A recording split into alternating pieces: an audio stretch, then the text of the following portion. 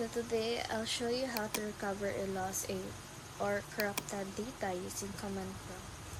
So first, open command prompt as administrator. After that, use the chkdsk command to check and repair these errors. So type chkdskc/r and press enter.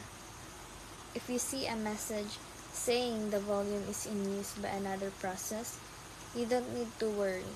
So let's check the status instead. So type wmic disk drive get status and press enter. If it says status okay, your disk is functioning properly. Now type cfc/scan now to scan and repair corrupted system files. So this might take a while, so I'll fast forward the video for you.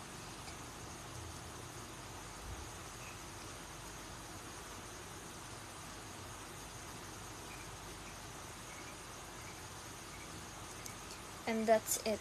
With these steps, you can recover lost or corrupted data using command prompt. So remember, always back your data to prevent future loss. So thanks for watching.